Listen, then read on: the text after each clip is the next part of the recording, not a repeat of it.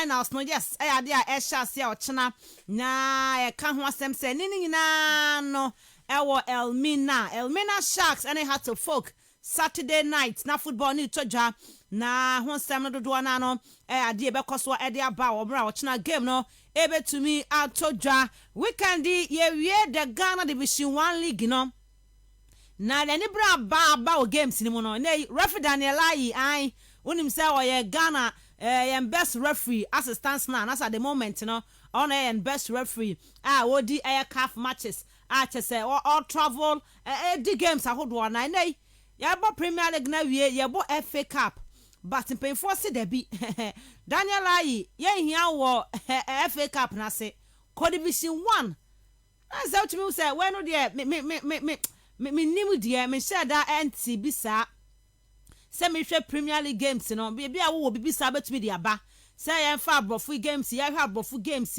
na the likes of Michael Oliver Moore Craig Pawson omu wo Anthony Taylor mo na was the Division 1 and I said championship me hwe ya be hwe na ya Gene said that big game we there anod ne pa anti kwa na ekodi sa game because any bra benti Daniel Ayi or Division 1 ho na weekend wakwa akosha ma games no etumi akoso kama de ho nkoma ne baba na ne yamponsa si wori makuma ase asante kotoko na nsem no baye wo mrafa Rangers yetumi enso no ye dai ba ne wo mo na omokoya appeal e na be ka appeal ne ho nsem de kireo ma hu se nei panfo agya tumu aba no ye yi e de afri ne so na enei e wo so kona otumi kọ na okohwe na okoyi nsem ba ko bi mi ano na enema tumi ekoyie ne nyina no ye sma wodo atumi abetodwa na ne omponsa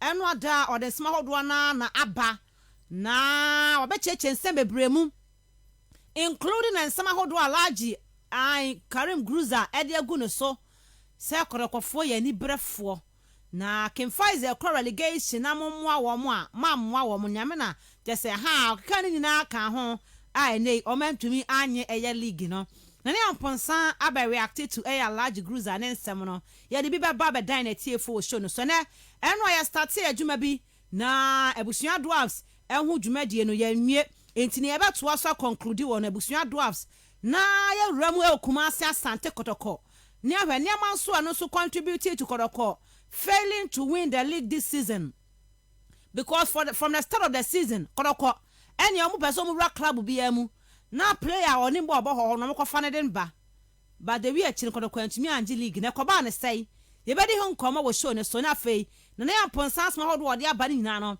ya ba be di ho nkomo still betting issues no gusu ekoso ye be wura wo ho na afa ho so nsem kakra no ya dibi e de atodwa e de ama eno ya carry cho said the Black Stars of Ghana captain Andre Dede Ayu ekopiem e wo kata na wakọ sign e de ama outside na eno ne ma konkan e Ponville ne todwa na ne ye de be di ho nkoma hodo na nso no e wo show yi so medin e de Miss Rubby Adams e kon nkofo man so aba na ekọ hese de ho nsem so tie transfers no egusu a eba wo barely less than a month na chesenei season is sha say onkofo man so nti transfers no emu ayedin nkofo treat Chelsea se Chelsea fokutaska nanso omunya player ento ya de ho nkomo no nyina no e de beba abesom yetiefo once again we din the Miss Rubby Adams obeta babiafo nyina enka e we show you so ya ba na fei ya de quote of the day and the famous birthday no ya de atoaso e de am yetiefo. Good morning ya ba sisi. The real sports is here.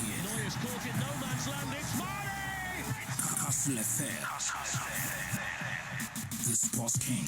The real sports is here. Noyes caught in no man's land. It's Hustle FM. The sports king. Battle formation. This is the finest. This is the best. King of sports. Hustle FM.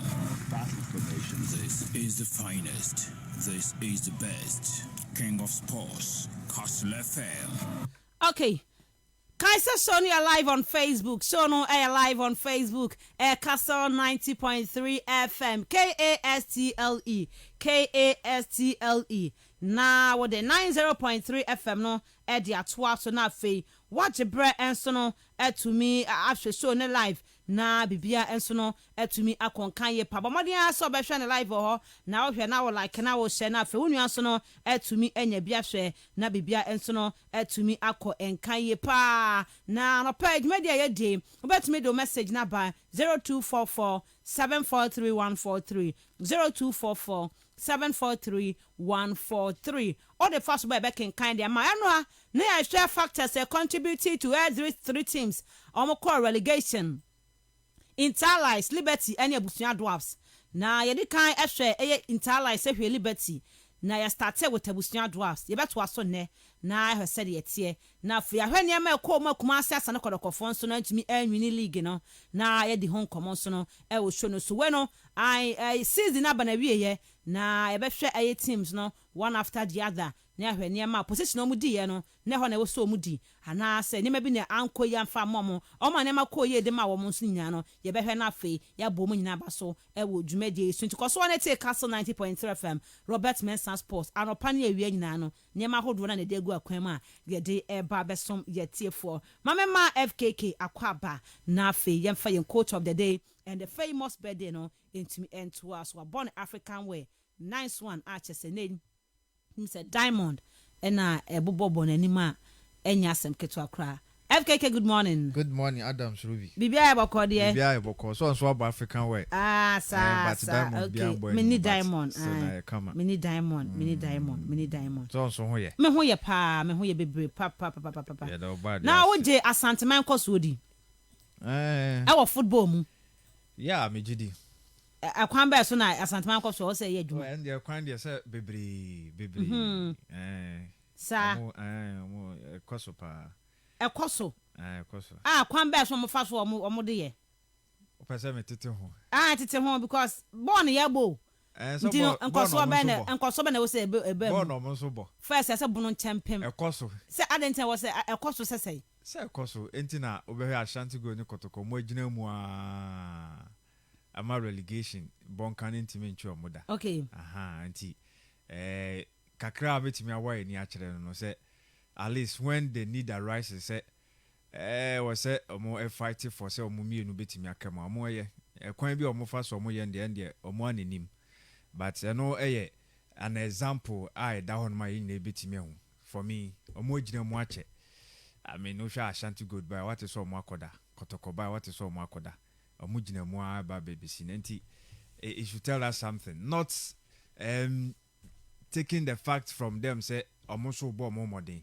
so what you say e banner yemfa sika nwura mu na yemwedu de adan obo say individual bi every baby aba no de ni sika ba behim so ho enti no sa na tie omo ye omo afamu de omo ye enti bibia rurawura mu bi okay yes na ma sa enkoso no ekoso yeah ba say mi je mama ni nyina kan ho bi on je mam na me nyie mu ma na sa no na anada uti unte da wa kan wa sem na be de enkoso ne de na say boam na me mo a ba di ka say bibia ni de ja opesa bi bibia ni bibia boa bibia ni bibia my focus of the day mra because I betwe first no I kan bono champion ma bisa e wo ho na say boam na me mo a gade hwan na say ye na ye won kan no ye mo abo ho na ye nka league ni mu ye wo bono hafo ye mo abo ho na ye nka league ni mu ye wo asantemem no ye mo abo barom ho asantemem ho na no say amontan enti ase tia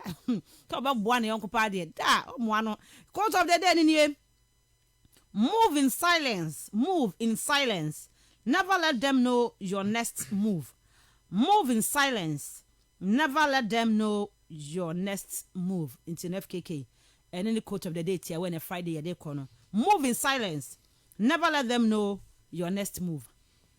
Yes, apart from say Toronto kase nya ni honam ni moja na enya na emom ewiem tumfo saa krabechirefo omo ne nam umfo ni hu omo ye honhom na omo ne nam a ye tu ya nam ye tu baako na omo so tu ebi kura timi tumienu etimi be san ye ho ekọ saa nkofo no wo ho a unhu omo onti omo nante a onti omo ka omo de no wo ho say omo edi ni penya na ye mu nso ye ni pe ya physical appearance woni hu nipa so oba woni meso mani hu ni say oba no ebi mu ye word pa nya obi a ne kan asem kire no enti move bi wo ho a u take a na say ene bibi wo ha pese wo ye ewo obra kwantu mu abrabo ya ye boya ebe anka kwanu tum so hu na wa amanfo kasa dodo kwanu tum because that was so obu ha obe discourage you sesi and any so na synonyms ni antonyms ni rule say word blanket obo say watch him so obi o discourage a plan utim sa de ya adwene ya odi bai anamontu apese utui wan kasa wadwunju mu ruruwa mu say ade we de positive o ya abeyi na isan say na so na eba na nkofo no so mbenti no okochire mu kire ni sesi a obe botro agusesi a obe botro baby kra akwadwe no wonti no emfi ne ho mba ne de na ebe fi wo so aba wo ba beye no aba bagidi no onye da o ma o self to papa no encourage you seko ne be yi da obe bo agu okay bibi wo ho a wo ya in fact a whole lot of things no oh yeah men am for born ma hu da road do kasasa so gidi am for what say officer wa kwaje da de da first na am for cancer mo po hu de wura am for so bedu honum na be say your ba wadi madam be ma na ya o mo si esi ya de but am for si esi so sa nyomani na ka ho say yes enye bibia na o say ubo hu de wura ubenya ka o de ye ewie kakra ntina dudu na sa story no Rubby say un experience bia on tia share da obi etu kwan kodru UK ansa na offer even no maame ampa ai na me dwuma me tia share da say denta wo say yes amusuro abafo no nya sa da mu kwa amusuro ne ma sa oni be free ba so wenti sa na wo say yes eni say kasa bebre kasa tintin so yes en toponko enti yema ye kasa nyina no enka yetirim na action no enye mo endoso afi u bonse nipa ne be hu no na afi we do that height nti ye ntia yes say within ourselves we am family mu baby ye aduma nkofo bi atwa ho ahia enye obia na pese we bekoso nti ye nto ya no larika kakra okay yentino anoni quote of the day nene ye dia to dwan move in silence don't let them know your next move antino eno ho sem eno no ye fa famous birthday into dwatew na fe yentumi enko animu na ye hwese de tie na enen sem do na wo ho na ne se wo do birthday de tie nie wo no run din edi Julian Nagelsmann ena won no edi eye o birthday wanya 34 years ne we won Germany ni na ene prempro na coach na edema eye Bayern Munich Hansi Flick akoye no on e ba be Bayern Munich adwuma nti Hansi Flick mama musa we quickly FKK ho adwuma na eden looking at Bayern Munich sisi e wo hoi empanyufo ewom na hwe coach na wanya 34 years na no ya mpo chen no na oba onimula kra bemben ho na ofhwe said otie na hwe de onu to free buy akwa Germany na hwe Germany fo anim guase am konya World Cup yasia these two managers one ekofa adwuma anu odene asemo o hwe ni mienu a scenarios na wa kire ni nyina no e ya de nam na kwan mu ehu pa we kokofa team a ebim age no ene no e ya yepe omo hu a lot of trophies, a lot of medals, are so much successful ebi so di sika kese pa o kofa mo a e be difficult e dia ma but I think said national team there no Hansi that Flick or wadwuma ye pa for me ni there no eson e de chen Julian Nagelsmann there be boa ne say Bayern for this culture say whoever on be appointing no or ye panyini e wo bobokum so ye coach no more that respect no e di Emma say o be fa so no aye because washa omo one of the clubs in the world that omo legends omo former players omo sia kinda edi amomo no omo nya a lot of appointment enti ububo di na so ahu papa e friend Kindness Ruminega or a former player ene on a sporting director edi momo and ube hu coaches nso omo abe pass through a lot of them no nyina no players a omo di kan sia kan edi ma Bayern ansa no omo kwenti sa no eda ho enti so ko isuban boni bi edi a eda onom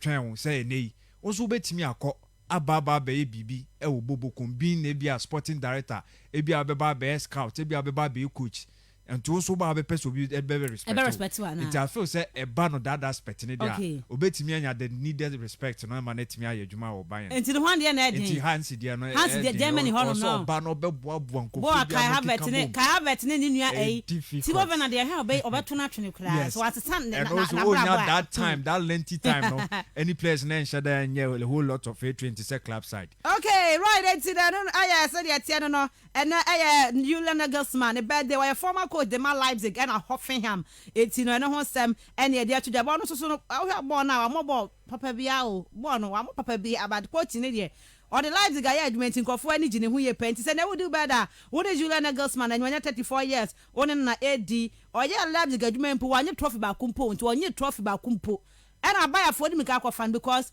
we need German football manager of the year in 2017 and one I buy a for just one or my governor dear people camp last season or motor to me but ninny more GDA so bet to me I Jumanom Yanto aso nkopie mu ewa branch ne dia de Engs striker na Engs kra Chelsea fo ntimunya Engs okay ba me hwa de Engs enya 29 years ka Engs wo betima bo Chelsea o boy better than Abraham Engs betima ye but as we call Liverpool no want to me amonti no ama for hu say want to me more big teams enti no my friend and my Chelsea enti na Dan Engs edi ne birthday ne wanya 29 years ne na abrantia no de we England ni oboboard ma AFC Bournemouth Burnley hono cheye pa bo games do na de ma Burnley oba Liverpool in 2015 kopem 2019 by Liverpool ni Cologne 2018-19 season that was Southampton Liverpool had their 14 games pen with me boy shared 3 goals and Omuja and Southampton on loan and watching on and 2019 or more turn Southampton and FK ko Southampton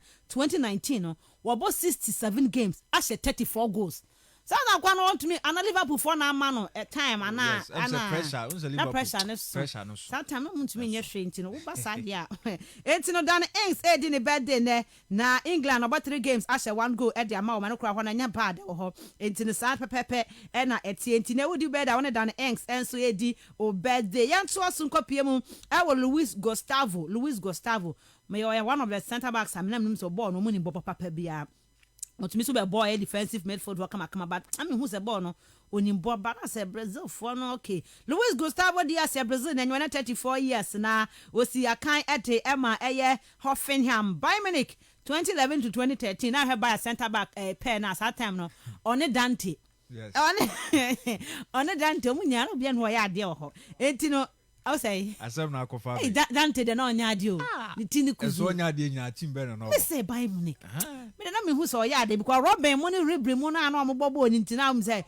ordinary no mo de no ya afa until ubenya sanko for enti no Luis Gustavo Bayern Munich from 2011 to 2013 ko Wolfsburg ko bobo ye pa from 2013 to 2017 or join Marseille kakra and sana 2019 or ko sign them friend about she wa Brazil national team na 41 games and we to me abo edi ama wo mo na ha wona buy the Bundesliga ba ko DFB Pokal bako super DFL Super Cup bako na for Champions League no so no eje one Wolfsburg so agi 2 trophies ewo ho one Brazil we need the FIFA Confederation Cup in 2013 intine we do better when Luis Gustavo and so di obede finally we no run the Eddie Andy Townsend and e or your co-commentator ewo Premier League ni mu ne mo no kon kan ye pa na or your bobo no e midfielder na se de tie nie ya wonu England ba wa mama England obodema Republic of Ireland na obodema Southampton boma Norwich City oboma Chelsea from 1990 to 1993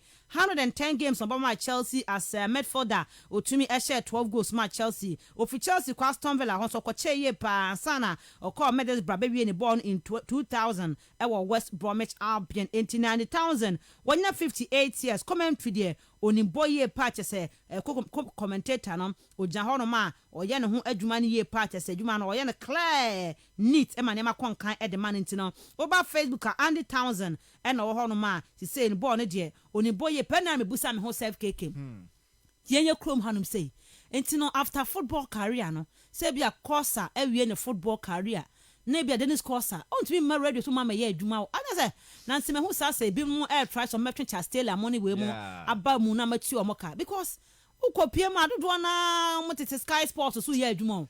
But yen krom hanum say say and it's fetching them well. And I had no education And also account. Education okay, first for no. Na be mo entai enko school no nko ase born na ye omo de chen adesua no.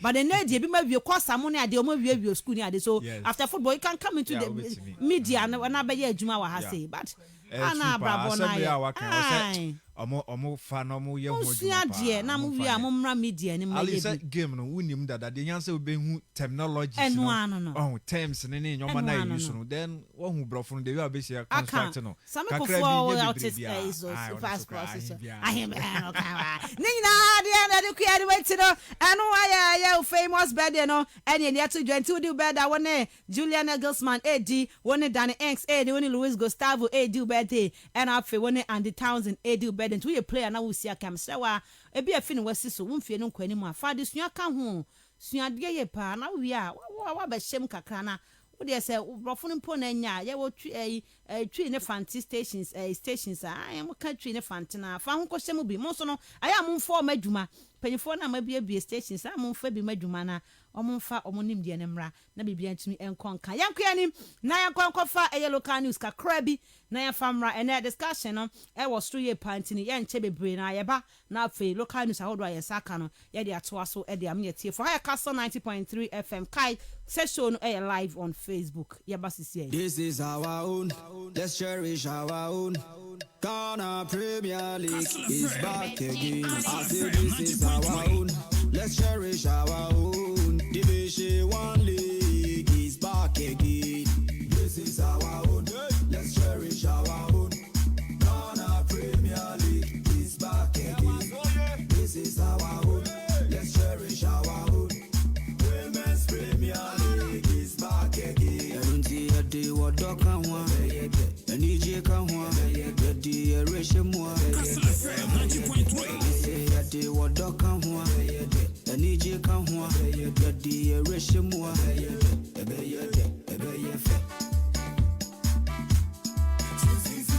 Castle FM 90.3. No,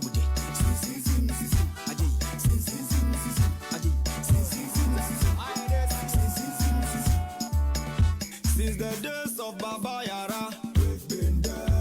Ghana Premier League is back again. Since the days of Shamokwe, we've been there. Division 1 League is back again. Since the days of Abeta Saki, we've been there. Women's Premier League is back again. Since the days of Asamoah John, we've been there. We've been there. Ghana Premier League is back again. Since the days of Ishmael Ado, we've been there. We've been there. Division 1 League is back again. So this is our own. Let's cherish our own. Ghana Premier League is back again. This is our own. Let's cherish our own. Ghana Premier League is back again. This is our own.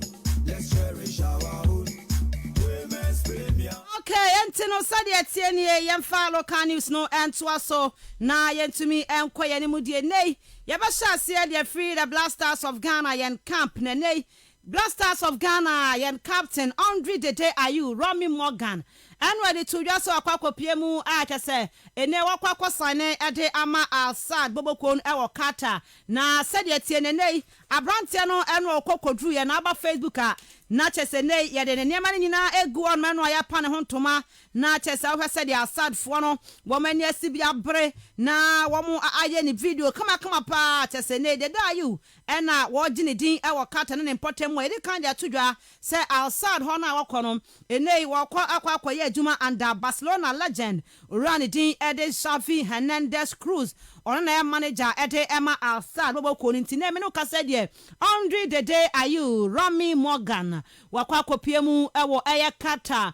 wakwa kosi akan Ede ama wo mo anei emfie no eye miensa eno wakwa kopie mu nei nyama nyina etumi akwankan ma na Al-Sadd fo no de tudwa se omani agye pa so mo saka Dede Ayew because omani Dede Ayew mode ma wabo ewo Europe omu eni madwuma de abom Ede ama Marseille ebe pie mu ewo Swansea call West Ham kobo kakra san call back to Swansea ne mode ma wabo no yade aso mani ye pento mo gidie Sir Andre Dede Ayew Rami Morgan waba be piemu enso ewo boboku a eno enso eye chese Alsad no obetumi aba be boye pa amanema etumi akonkan to hwese de na Facebook oba Dede Ayew video no enene eda horom den ya chese aw eni Alsad fo no maya mana ye fe pa a chese Henry Dede ball wa ball from Marseille Blasters of Ghana nyina no wo mo ede ho sem nyina etumi ede abam nei Dede Ayew wa tomato welcome no mo de ne papa de nyina de baye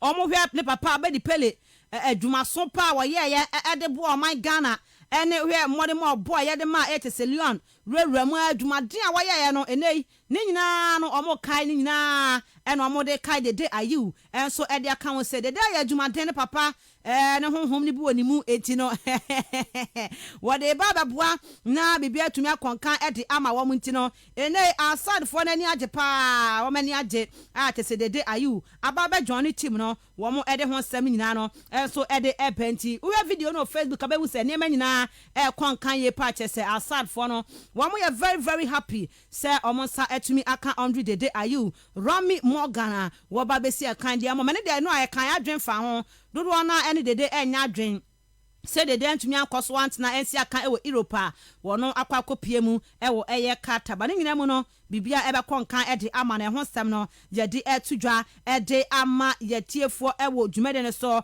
na mame mfi Dede Ayew nsem na fei mame kopie mu so no ewo eye nsempofro mu na ya fans ma wodo aka echenya no entumi emfa entudwa de nei ma ya kopie mu Kumasi Asante Kotoko na Kotoko ho nsensam no ade a eba ye pa because nei uko kopie mu a large cruiser ebe kan semi fa Kotokofo ho so ko hu na ya ponsa ka chese na ya ponsa nko mo no nanka ontumi enye enhya no Kotoko omo nhya Kotoko nanka omo leg na honum nanka omo kembat Kotokofo amakwan ama chese omo anhye ntino wie no na large bo fie pa na ya ponsa kasa fa ho say large mpo one friend no before the game after the game no no friend no yenti na ya ponsa.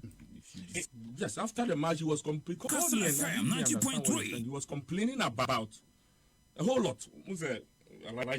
Sometimes a seminal car to really say the best born to Atia say, you know. Got Okasabe brain, and there's a DM problem. Castle FM 90.3. I don't say congratulations, the Magic League, some about draw. And I'm saying, what is the meaning of that? No, what was going on and on. I'm allergic. Media na me pe washow, and any day menya obi ameshow. Whether we call Castle FM 90.3. Whether you are being relegated, whether you are going to meshow. Asante Man Koso is not about one match. Asante Man Koso only say we share league na say no. Obeshi she woni ema yie. No wa boni yie. And I'm saying the integrity of the sport depends on the uncertainty of Castle FM 90.3. Results are compromised. The moment the baby feel says at the end is possible, no. Then there's no need for the sport. There's no need. Entino na ponsa no chem se wono de wonje asanteman koso ni senti wo se la de guza kra one friend mpo before the game no after the game no friend be complain say na ponsa so waji league wa draw waji league ense bebre no alaji wo se say alaji se ma men show na men kali gini mu ho no ma wa ma man show ntina se alaji company ye pento so no de wonye sanema ni asanteman koso wonye ni se me maboa o menya abo mu ma won show se ball no se minim resource na unsu nim resource no na mabɔ no ye de ba say ye nya bet na atase bɔ ho de na na bɔ no ye nya boy enti ɔno de ensem a eba no de enya de a alaji guza nsem no wono so no ogituma ye no ati no na wode to dwasem ne for Rangers team no ɔmo so no abusua drops asem ni be to wo mo e be say referee be di omo game and referee no say omo hu ya referee no gya bɔ ni di ada ya so obi ato bo aba park ne so enti bɔ no oni biem na ma Rangers for no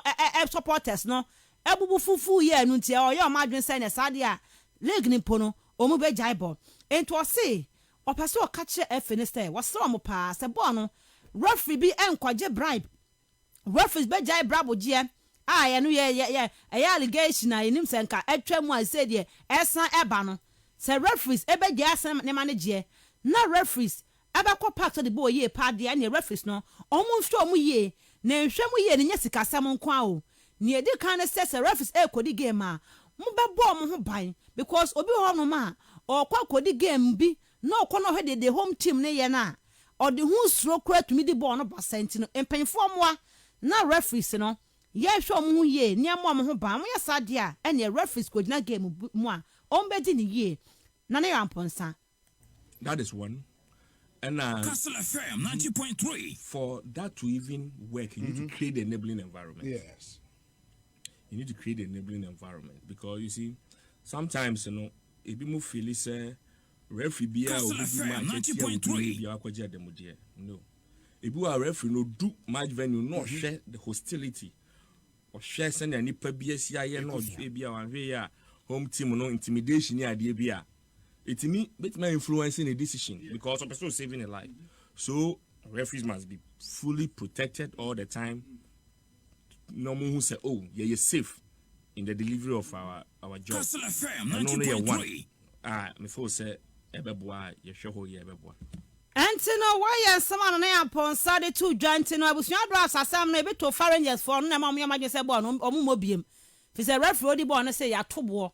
Aba park no suntino oni biem ampa wani biem e ma yete foreigners for 6 points enu ntino krom ho fo no bufu ye na mo se referee beba ho bia mba ni gidigidi enu na mempen fo ya ma adwen se ne sa dia ball no mpo no omo be jai team no eye na gidigidi bia nkwa nkosi ama ntokwa nkwa nkoba ntino enu ne nsem ni bia na ne amponsa ede tu dwe nei ya de ho nsem ni bi ede ema ye tie fo so no so ba ne amponsa wo kasa ide si say no as gold mu na omo ho sema ball because I want internalize ball no what hwe bi na we bi ete wo sai na ne aponsa so hwe bi e pa ba ne panfo enhwe na afi omo nya ho investigations no emfa nkosi akiri wo de entiens ma na aponsa ede tudwa efa internalize and afi as gold in some nei e panfo eye mu hwe mu no Mahwe bi Castle FM 90.3. me obi a menya quick to judging.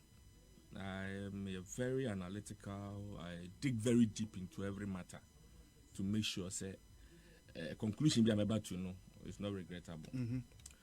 The first question I asked is why will a player turn and score himself?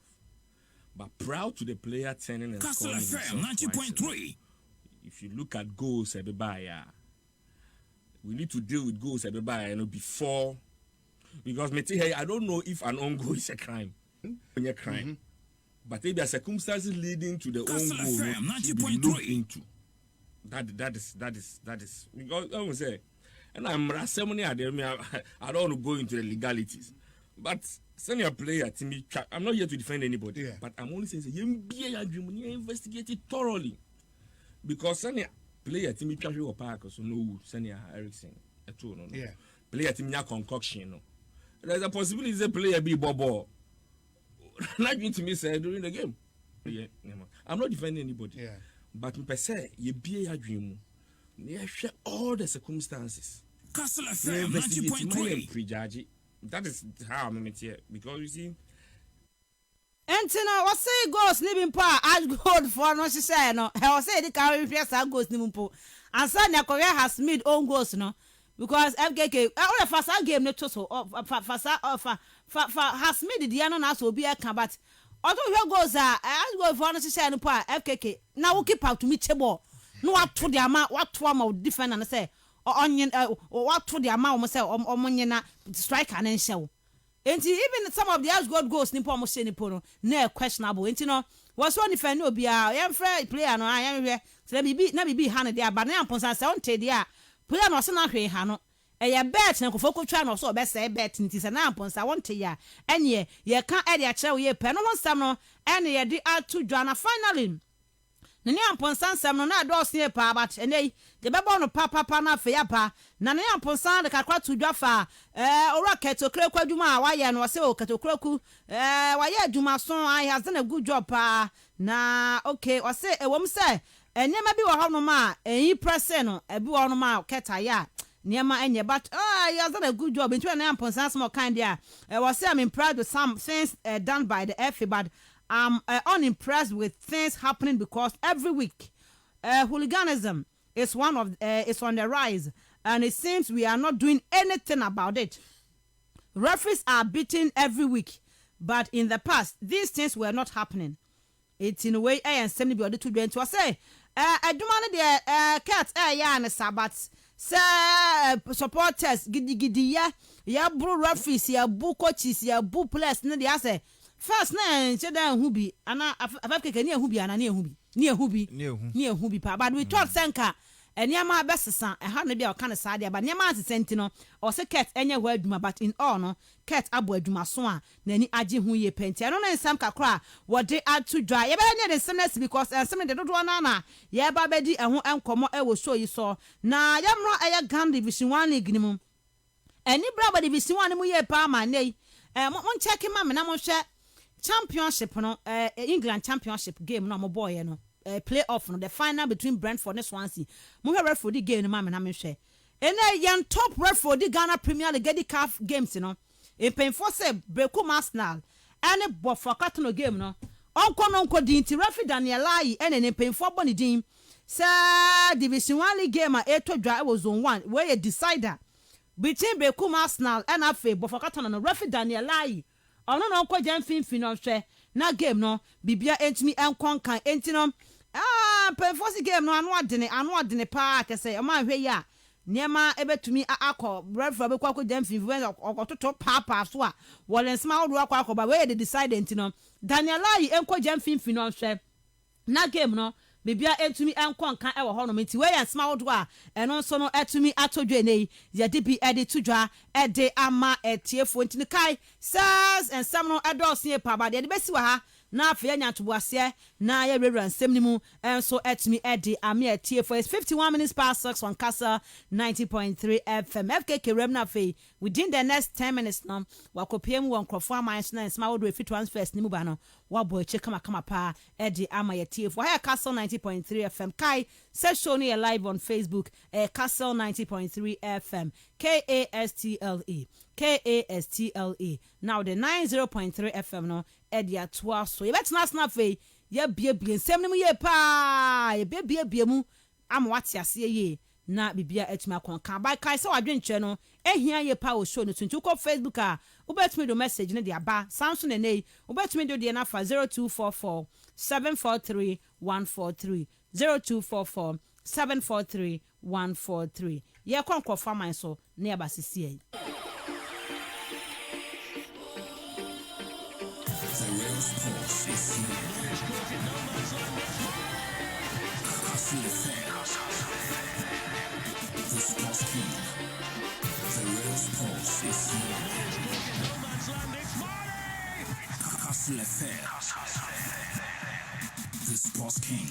Okay, FKK yankuanim. Okay, medase Adams yakuanim na yewuramu na yede nsam no ede abawe nsam ahodo a papers no report here na no pe na yede every eyamanone na yede aba bebo wo dwumadie no so ntie ne ye hye nsam na se ede every massa krata no mu na unim se ne Olympic Games no ade a football no ahyase dada na ene Friday ya ada activities no so ebetoa so ewo honom sa me kire gymnastics ne ene amerikatuo ene judo ne sa nyoma ni nyina no ni nyina etoa so a ene na hyase na eno na enra unim se me the list of empo 5 top 5 nations a eba na Olympics na omo age empo medals no ebebre me de ebrao na ene yewuramu na ena individually no so yahwemu efa no mienu unim se ema na fam ena mema no so afam de waje de do bewuram sa na de no aba anya sa ene yemre no eniwo yentimi mfa sa list tententen no emfa emba nti wuram ewo mema na fam dia de waje medals dodo pa no ewo mema na fam US swimmer ye frɛ no Michael Phelps and now retired nanso obi anu a watimi ato no waje 28 medals na uruamu a breakdown no say na esi eti eba no gold na wagye 23 sanso ɛna silver no so wagye 3 ɛna bronze no wagye 2 nti ɛba no swimming hɔnom ɛwɔ Olympic Games no dia na obia ni wa otumi ɛyɛ abrante a yɛfrɛ no Michael Phelps a ɛna ofiri ɛyɛ US a na ɔyɛ swimmer ɛde ɛma ɔmo na wɔ ɛma na fam so no uwura mu a ewuraba a ɛne ɔno nso so ɛyɛ retired yɛfrɛ no ɛyɛ Larissa Latinina ɔno nso so ɛyɛ retire a uwura mu a ɔno so medals no ɛma na fam no wagye 18 ɛma no obia ni wa wɔto no a ɛne yɛhwɛ no mu so ɔmo ɛba foforɔ no a ɔmo etu mirika ɔmo edware ni bi ni ada ɛyɛ activities ɔmo yɛ no ebi obi ebetimi akɔ akɔsan maame no na emprempren adeɛ ɔno ɛna leadi uwuram ɛwɔ yɛ gold no so a wagye 9 silver no wagye 5 ɛna bronze no so wagye 4 a ɛna uwuram a maame a yɛfrɛ no Larissa Latinina no ɔno so leadi on that aspect a yɛde sansɛm no ɛde ɛbro na ebinom so agyegye 10 ne nasefo anase efiri 10 na ɛkɔ no ebi nso so ɛwɔ hɔnom a edi no ɛwɔ hɔnom a ɛne sɛdeɛ ɛne dwumadie no ɛkɔ n'anim no yɛbɛbɔ uwuram ne yɛde ne nyinaa no ɛde abrɛw na bibia konkan uwuram a Rubby anase ne uwuram a Ole Eina ɛyɛ Boja Darling ɔno sɛ wagye 13 medals wɔ Norwegian a ɔno nso so ɛhwɛ sɛ bibia ɛkonkan ɛde ma no ɛne Boris ɛyɛ Shaklin ɔno nso so ɛyɛ Italian ɛyɛ gymnastics a ɔno nso so uwuram ɔno nso so agye 13 saa ɛyɛ Takashi Ono ɔno nso so yɛ Japanese ɔno nso so ɛtimi agye 13 a ɛne uwuram a yɛde sansɛm no ɛde bro 12 places for no ɔmo so wɔ hɔ a ɛyɛ Pavo ɛyɛ Nemi ɔno nso so agye 12 ɛde asi ne na so Birgit Fleischer ɔno nso so agye 12 saa ɛwurawura mu a yɛde sansɛm no ɛde asia no ne akɔ anim ɛwɔ yɛ nsɛm foforɔ mu na uwura mu wɔ Barcelona for asoɛ a ɛnkyɛn na Memphis Depay ɔkɔkɔ pie mu ɛwɔ yɛ Barcelona for asoɛ nim so ɔkɔ asɛ free agent from yɛ Olympic Lyonnais ɛno na abrante ne sie ne dodoɔ na ɛka sɛ papa yɛ frɛ no Ronald Koeman ɛsan so ne nyinaa efi Netherlands nti no ɛna papa no etimi yɛ ya no atwe no ɛde na ba bepie yɛ Barcelona bobo kɔ so wɔ kan mo bi ate asɛsɛ mpo papa yɛ frɛ no Ronald Koeman season NDM sɛmpanfo timi ɛpam na no ni move to ɛyɛ Barcelona no ɛyɛ ade a na ɛyɛ concluded na ɛsɛ ɔmo awie bibia nti ɔno deɛ ni move to Barca no na ɛsɛ kwa na ɔbɛkɔ sɛ ɛyɛ with papa yɛ frɛ no Ronald Koeman na sɛ mpo with that team no ɛwɔ Barcelona bobo no ɔno Memphis Depay sɛ na ɔbɛkɔ no sɛ ɔhwɛ ne mu sɛ ne ɔne Lionel Messi ɔmo nyinaa bɛgyina yɛ one pitch so na ɔmo asi akan ɛde ama Barcelona bobo no ɔsɛ ɛba mu saa ɛyɛ adeɛ bɛn ne de yie paa na yɛkɔ anim deɛ club president Edima Atletico de Madrid papa yɛ frɛ no Cerezo ɛna ɔde nsɛm aba bɛto dwa sɛ ai ɔsɛ amanfo keka papers ahodoɔ no ɛtwerɛ yɛ kora yɛba bɛka bi on Castle 90.3 FM ɛde akyerɛw sɛ ne ɛyɛ adeɛ a Antoine Griezmann na Barcelona for ɛhwɛ ne mu sɛ swap deal bi ɛbɛtumi akɔ Joao Felix ɔmbra Barcelona na Antoine Griezmann enko eno anye ye Sonny Guess nso omo ekoi eno so amfa eno na club president and Atletico Madrid papa friend Cerezo aba bonten aba be kase na ehwe ekwan a Antoine Griezmann efa so ekoi na bibia ne ho ekyese sa move no empo ebetimi aba so esanse ebesi ne ya supporters no bi wo no ma enya ade ne omo etimi edi ache Antoine Griezmann enti ne onim de enti e ka Barcelona for emo koda ye so da ye se ne oso mo eba na omo ebe mekisa swap di na papa friend Renzo edi sansem no edi aba ye wuramu ewo empo ensem fufuro me wo transfer issues na Paulo Dybala unim sa ba be 2-3 seasons de bia asa o free Juventus asa wotna asa o ye contract extension asa o free honum sansensem no akwa kontiase ne mperifo ball no afi de omo eye amantiase eye adwuma se Paulo Dybala obetimi renew ne contract no ewo Juventus no atimi atena ho asiakan emre dodo e de ama bobokuo no wansem fufuro so e na Jose Callejon unim no osiakan edima Real Madrid o yamu product ofuro no ekopie mu ewo Napoli ekokosiakan eche yie pa na last season e na ofiri honum ekopie mu ewo Fiorentina na okopie mu Fiorentina no ankoye amfa ma no ene abrante no onim so ni Mauricio Sarri eye adwuma ewo Napoli ene papa no kwa kopiem ewo Lazio a biese papa na ehwe ni mu so beba akotabiri abrante no e de Fiorentina no aba besia kan e de ama Lazio a pepa e friend Mensah e de sansem no e de abata ye Jose Callejon na ye rom ewo Everton so ya last season mo toto players na hudo na abi na ye hwe season na se de behwe omo toto ntena hyehyɛ amanfo league ombelidi ya nanso amfa antentam amfa momo ene omo asa hyase so omo signing players ni bi na abrante ya friend Demarai Gray omo assign no ɛde every Bayer Leverkusen for a 1.7 million pounds. Sa Brantia no ene omeji pene oye winger no Mensah kan emfama eye Everton ewo Goodison Park Shannon so sa Brantia no or sign a 3-year deal edi momu ene o hwe mu say nei for 3 years edi animu de obetimi atena Everton no Mensah kan edi amomo na Napoli one right back aye friend Giovanni De Lorenzo no unimisa Brantia ni Euros no kobon homoden edi ma de Azzurro Italian national team no clubs ahodo na peno Atletico de Madrid any the current team almost where you muti so munya Brantia na betimi assign no yes Napoli for almost oba 50 million euros there also timi edikuta na de ba dia ombeja Brantia ni mono amana besia kan edia mom na Arturo Vidal ene de yes eye enya de abobokro a ene osia kan de mom ye Inter Milan no omode no ye bibia sanse onim say papa e friend Antonio Conte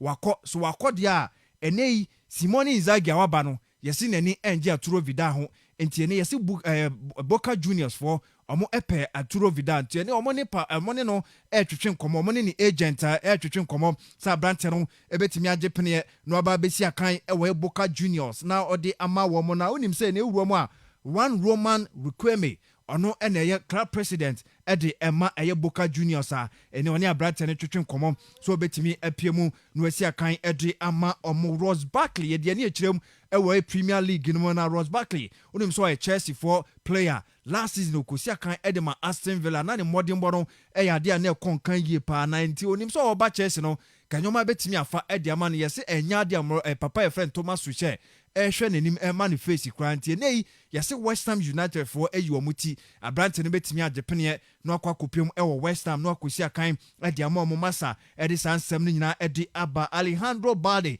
oya Barca for one young players ni bi yase Brantia no onimbo bo yie pa ene wo hwa Ansu Fati last season ye be sha sa amogege Brantia su a ankosi ba bia ene prade no ekonchen ne dia Brantia friend Alejandro Balde eno mo ne omo ama no contract extension professional one se ombra eye senior side no na omesi akan enfamom tienei omo eje pene twetwe ya dadafo no experience for ni bi eba no sanso ene won academy product no so omo make sure se omo ni mbo no omo betimi ama ebi mu atena se no omo si akan edi ama omo Palino so kai no oye Barcelona format forder okokopie mu ewo China ekokoji sika kese edi eguna account mu ansa na nei okoso asi akan mo menedi de aba ne se wakokopie mu ewo El Ahly ewo Saudi Arabia ene Brantia friend Palino baby wakokopie a okosi akan edi ama eye Saudi Arabia club opeska unze sa kofo so mutua pa enti ene but oba so ba be born humodi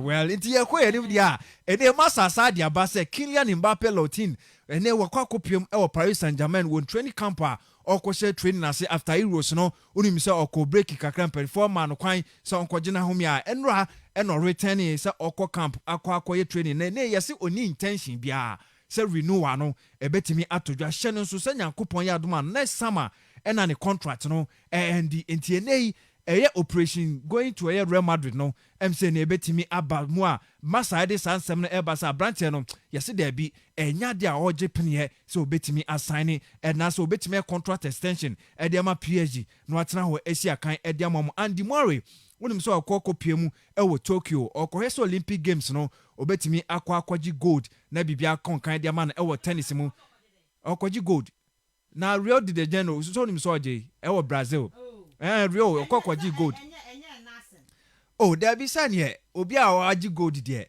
ewo ye say 4 years on intene 4 years on it was the okoye o Brazil no okwakotoa so na wakwakobo no modern san say after Olympic Games from Brazil Rio de Janeiro no enya de anyoma ekonkan ede ema no US Open enkoye French Open ankoye Wimbledon ono ankasa ni kromu nansen mu ankoye amfa no no say after Wimbledon no ofiri mu no ena ne baba oso 5 years pe ohwe nanim sa o si daddy enti yese atwa obiem o se ne baba no busa ne sa question na ojon wanti ase o se ne baba no busa so daddy you've lost again so ohwe ne sa no osuniti na rewa ba na momo gidi said okoye ewodue no eno betimi aboa no emaye Olympic Games eba so ewo Tokyo no obetimi akwa gold ana ede afiri mu na bibia konkan edi ama no Andy Murray or this ansem no aba hye no so se first round no eba be sha ase na mpanifo CD no oni abrante e friend Felix Auger Ali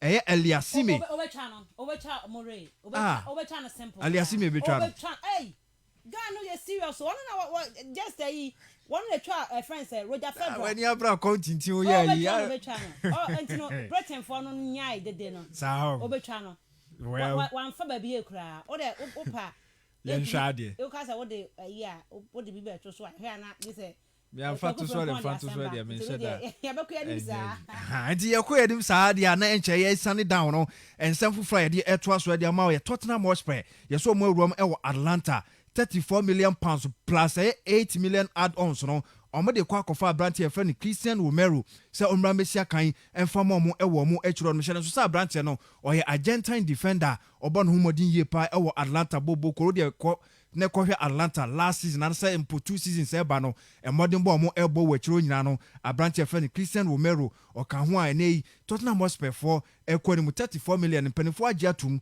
omo hwe ni mu say 5-year contract no obetimi aba be sign e wo ye Tottenham Hotspur na bibia konkan e di ama omo na for level ade aruho sempa na ato no onim se kokopia e wo ye Inter Miami that franchise football franchise no e David Beckham dia na oso hwehwehwehwemu a oso ofo no ankasa ne countryman no kokochi entienei okofa Gary Neville no ankasa ne nuaketo afo Neville se ebe ya onje pene na onkokoboa na onkokochi na bibia konkan papa no hyase 6 games nie ni nyina entwonko na wadi na enra de anase wiki mu de krampo na etwa mo awo se 5-0 na New England Revolution for edi emom na Revolution for de otno mo be show saye den ai ni 5-0 omo ediama na papa na ba bonten ababeka said that a result a unye nya no unacceptable nti osre say ni supporters no omo jepene na omo emfanche no na bibia nkonkan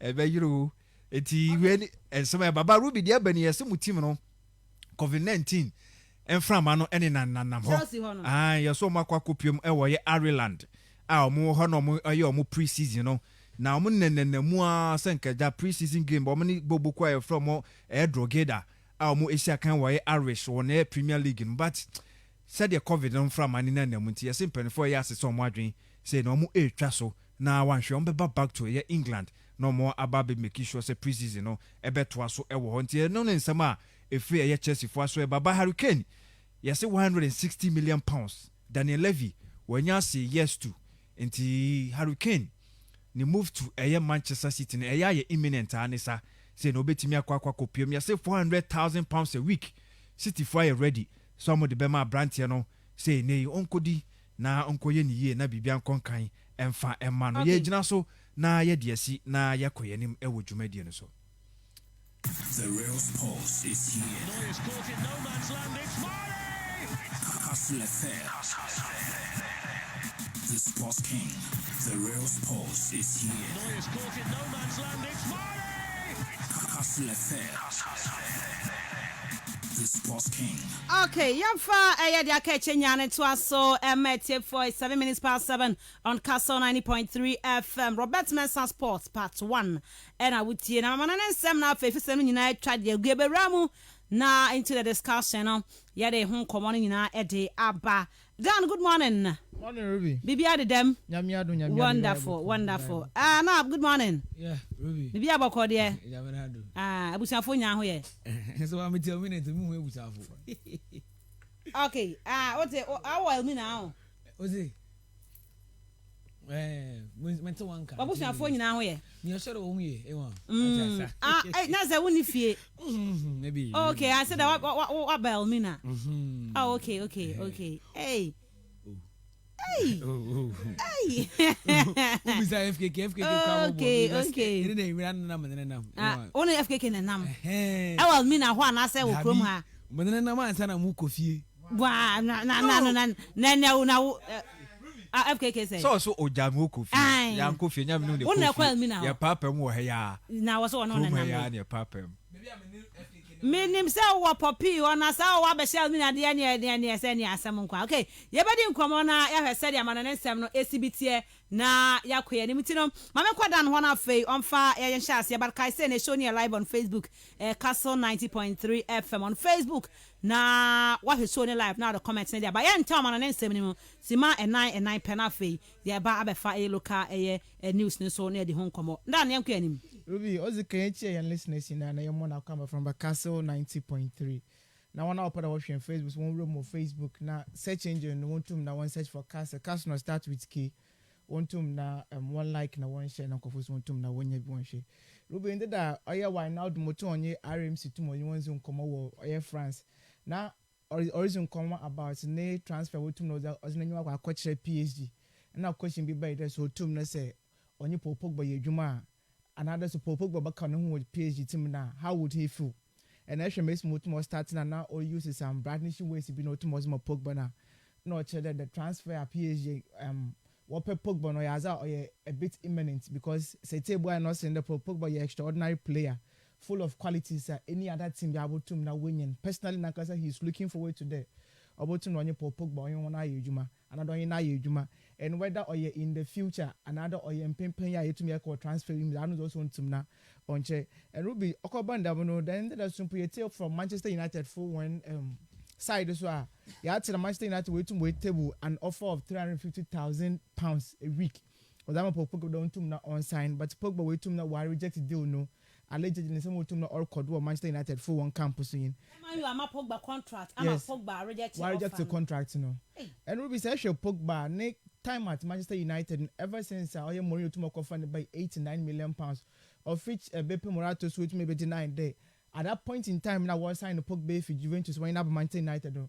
No, yeah, I know you want CU. Otumoke the transfer and it costed them almost about getting to £150 million. In that deal, Otumo reporting it was about £89 million. Otumo was about, you know.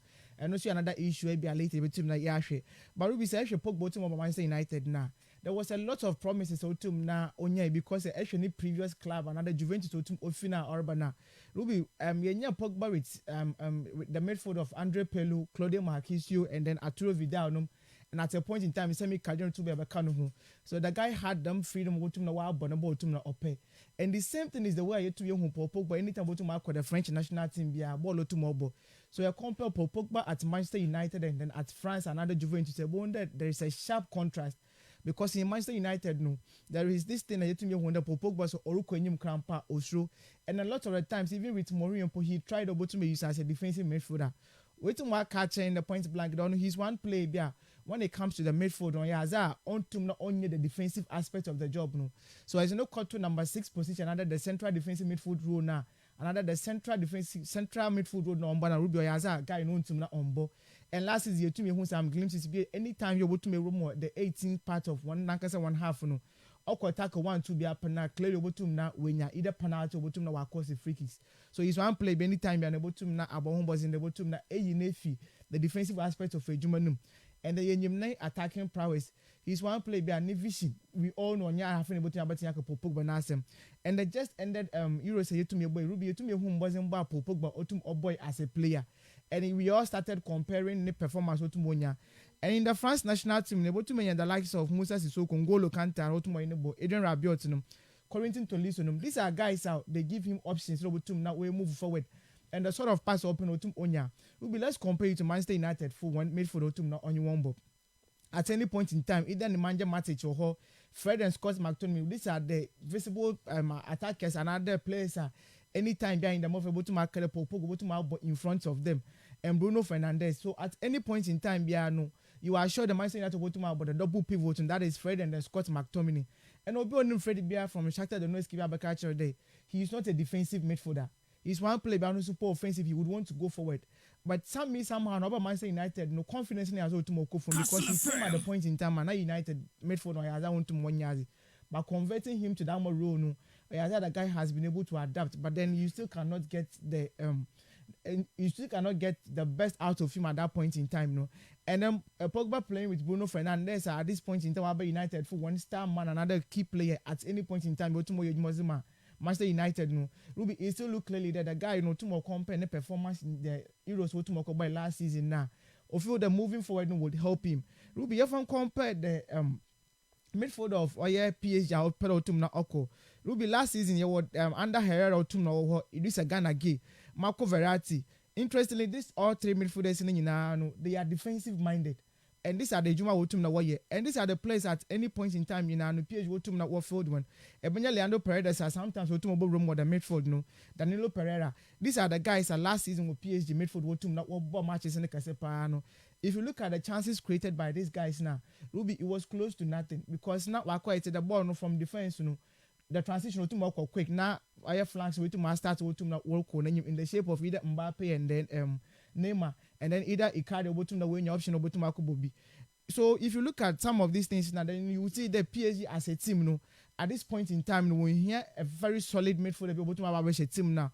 Or bottom now a lot of transition in Ibi. Yeah, the link up between the attack and the midfield, Yes. Midfielders in midfielders are more defensive minded players. Defensive minded players. Okay. So I try the bubble then you make the midfield to look a bit rigid.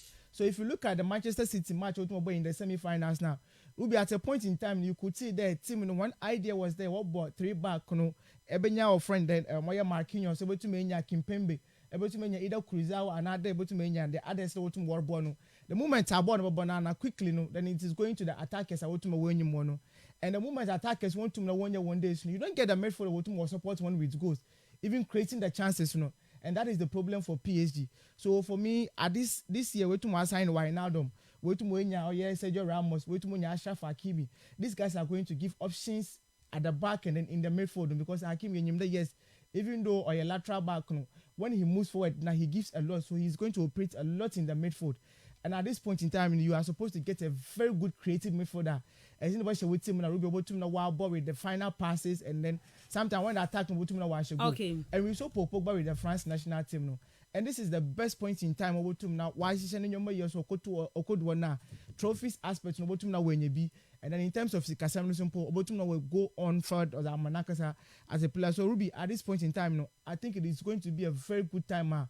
Popo bottom now why not will move forward now. Work with him. So I am going to bottom. A very good signing for PSG. Yes, a very very good signing. And Ruby says actually a price in power to Pogba, but I'm making £89 million and United would more signing. Now America the Bepo Marata record. Oyaza Wotum was signed for £150 million. But since you are 2 years left on his contract, that is 2022. So Manchester United when now we're renewing the contract now. By the time at 2022, able to my end, it means the guy can move for free. So next season, summer or a free agent. It's a man you want to this summer. Yeah. This is January. January, yes. I'm going to sign a pre-contract about to Marco. And actually, price now since now was it 200 Ruby? Oh yeah, very very okay. I'm more than £50 million. Yeah. To get a player in the caliber of Pogba, what was it 28 to 29 Pogba or extraordinary player now. We saw him at Juventus, and then Rock of France national team in the just recent ended Euros. Who performance a guy in Otumozemai. He is very good. But with Manchester, the sort of players he's playing around, these players are mediocre. Nobody saw just Man U players, no. Ruby in the midfield, able to make any manager matches. This is a player, Ruby. And Kade, what Chelsea for actually Musio now. Actually, only Van der Beek, our can some more options now. He is not there at this point in time. Actually, Facundo Palestri, McTominay, and Fred. And about that. Why should I win the sort of playing meter? The Pogba stars. Oh, yes, stars.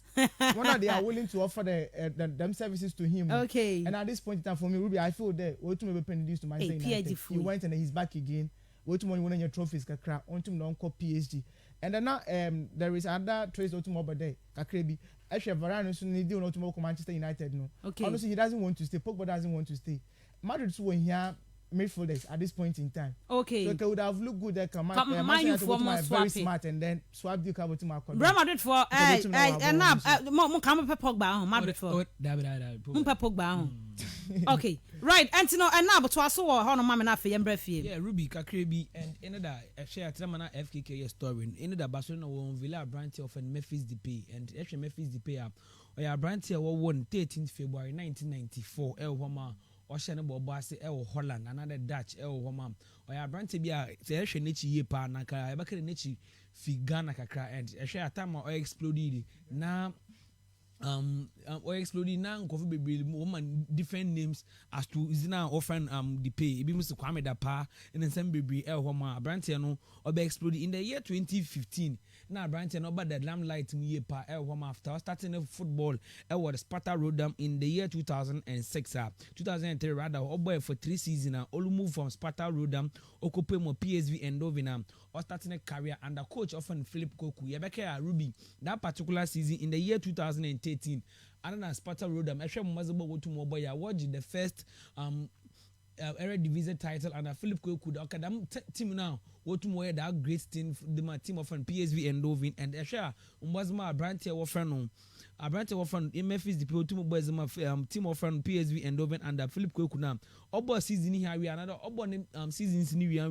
Rubby obo 124 matches or 50 goals also my team of PSV Eindhoven in the year 2013-2014 Ohana Abrante Wofan Memphis the penny breakthrough started already year because that season PSV Eindhoven qualifying in the Champions League and was started about the preliminary rounds of the Champions League. I share Mazamba Abrante no to boy the goals are Otumu boy my team of PSV Eindhoven Otumu also qualify from the stages about group stages and I think that now Branty and from Memphis Depay numbers 1 to in the year 2014-2015 and I back here Branty of Memphis Depay always shot 22 goals in 30 games Zima PSV Eindhoven and eventually Orgy the goal king in 30 goals in 30 games also 22 goals Orgy the goal king was also winning that league under Philip Koku Homa Manchester United yeah back here after all lose out Branty of Cristiano Ronaldo no we share them player Obo to be take the iconic 7 J's now but on the Manchester United back to the glory days and United can spend a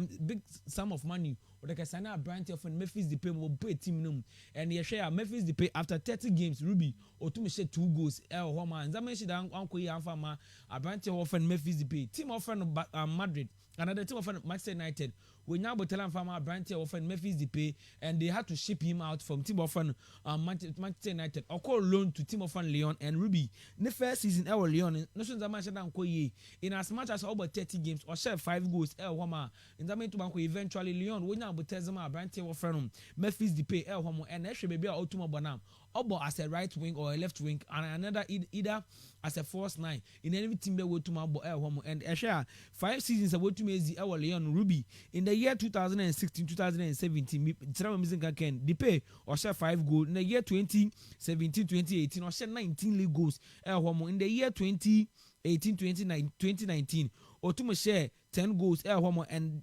2019-2020 yabeke onya that injuries na nshada nzama nshada wa utuma nkoye amfa ma brand of Memphis Depay Homa or she 9 goals eventually team of Leon went to qualify for the Champions League Homa just end the season 2020-2021 season a brand of Memphis Depay Rubby or share 20 league goals Homa he was just brand of Kylian Mbappe goal king or just 3 goals up ahead of our brand of Memphis Depay so if Barcelona when a great signing a brand of Memphis Depay Ebaka need days with Manchester United when you them time and farmer a brand of Memphis Depay when you them time and one farmer when you time was the likes of Cristiano Ronaldo the likes of Rooney and the likes of Marcus Rashford man na yehumbo bia wo Manchester United when you them aboteni bia man I share the kind of pressure na English media was my brand of Memphis Depay na wa yehu the best out of him and yehu Mbazima branch of Memphis Depay even Obozima the Dutch national team how are we to maybe take the team nation Nando and how to carry the team after team of friend Dutch national team will lose the likes of Wesley Sneijder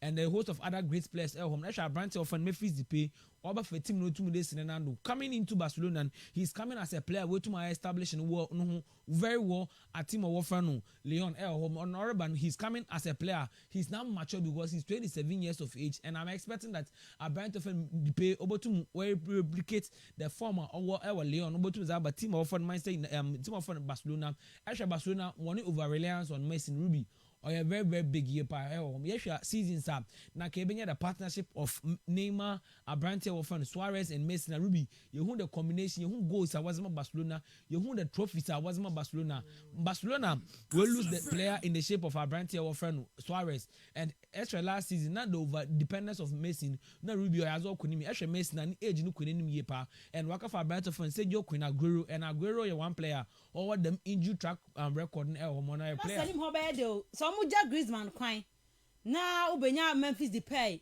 wunya Messi nya Aguero dia sana ba Saudi league next season FKK what you abrasa say na ba na So yes, Ruby say the average goals at this place go too much na.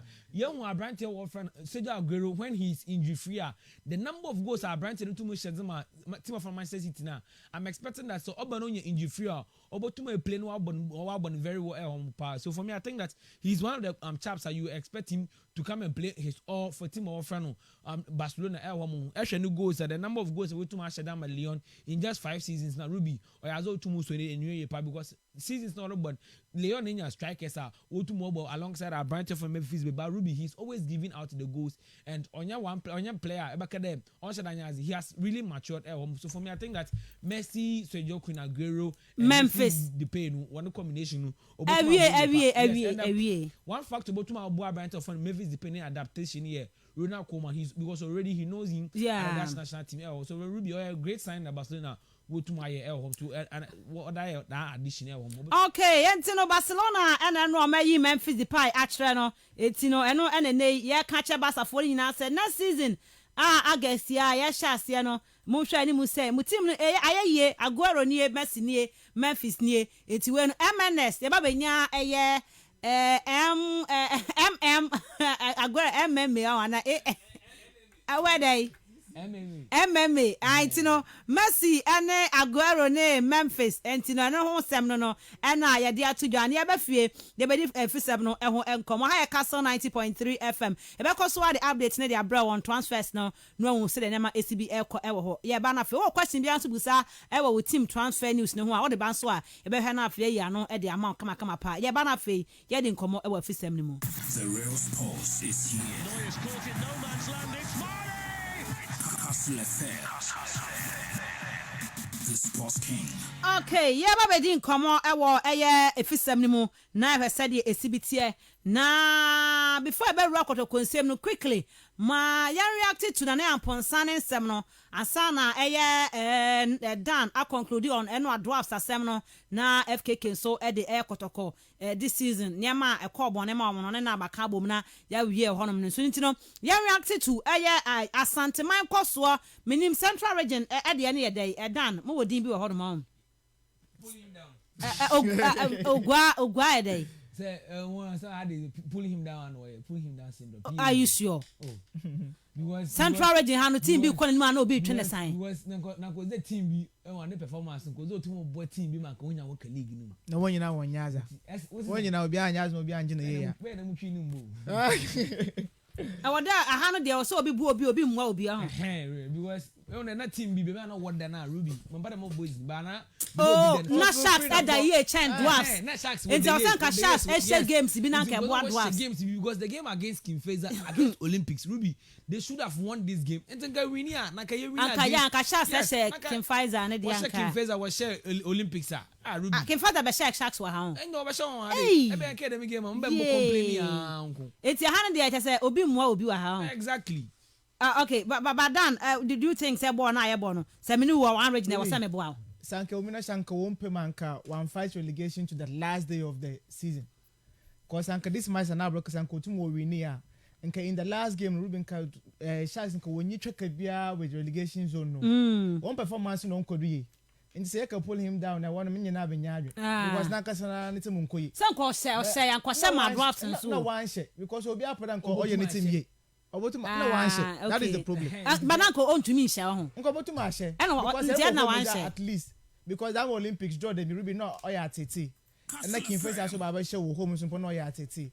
But that point in time, uncle be so to my boy no. I was into na drafts so went to one boy Sharks and so. So that is part of it.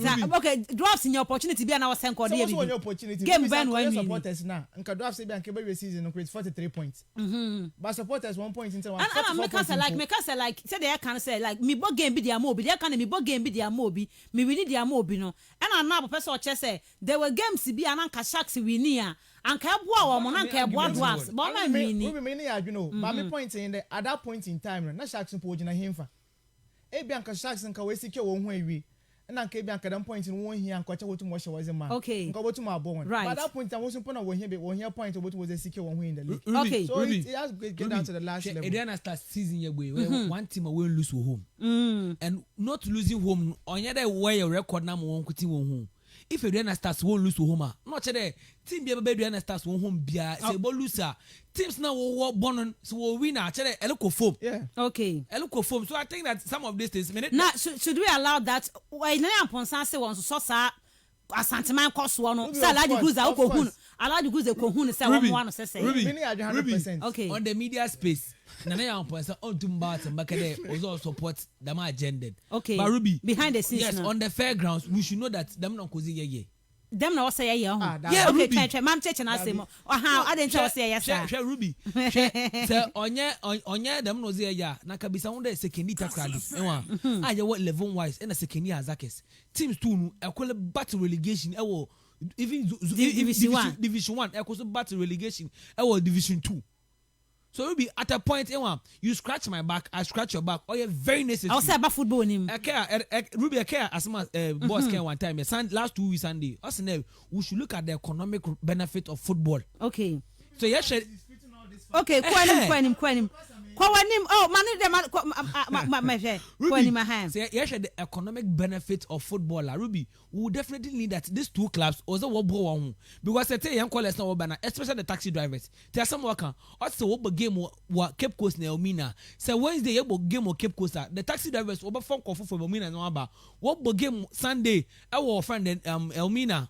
Over phone call from Cape Coast one another call. So Ruby, I think that these 2 teams now cause will blow on. Oh yeah, someone say on a media space. Obia away. Okay. Obia away. At a point, you want your friend then. I can't have to folk. What volley betting them by force one colleague. No Ruby and now Ruby and now we are na kaya league games 3 o'clock. No be Mbasha once I say 3 o'clock. Be Mbasha say 7 minutes after. Or the Obiara no there them no ye. Say has boa mo. Exactly. I was say no be already back there was say boa no. Exactly. So Ruby, scratch your back, I scratch your back. About something I am back there. Allow you a friend after the game. Before after the game. After the game. Aye. Because allow you say people were doing this Kotoko should help him. But allow you so no allow you so friend when before the game say Oma can find the message no. And one man answer no. So Obaka there allow you friend before the game. Obachada obenya some. It was like damage control. But Ruby on the media space, Obiara we should help ourselves. Okay, that also on Jane tomorrow. Say a regional balance and if you enters and I can say engine there. Every season, we are regional produce 1 or 2 teams. Okay. Or a competition a year ago. Okay. And a competition you want the best. And just say where you may Ruby Division 1 and another say relegation, and you will still get the chance to come back. For me, one thing I believe is competition. And then say for the central region, they keep costing the Omina say pray in your year.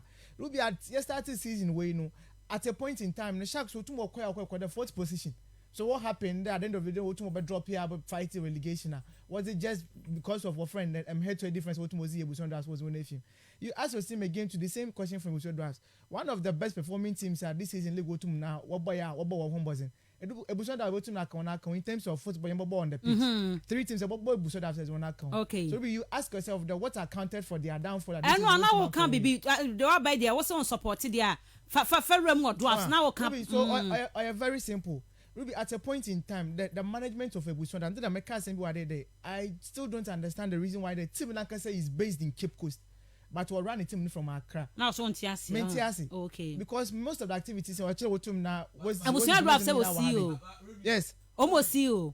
Oh, see you. Oh, Chroma. No, when you see your per se. Okay. But then Ebusonda have our club president. Oh, Chroma. And then the essence of the mainstay man, I want to make the right hand man for the club president. Oh, Chroma. Ruby. Office I didn't put in and I mean you know we introduced some 2 guys to be one from Ghana National and then I think one one contractor be isn't about mobiles in Wahadi. Okay. Ruby, these are the guys who come out way Juma. But the issue is anytime that they need to take a very rapid decision in Biano, it needs to go to Accra. And that's it. For instance, they are kind of pay na me ye bibia me join home me sorry temper say last season Chelsea Abramovich.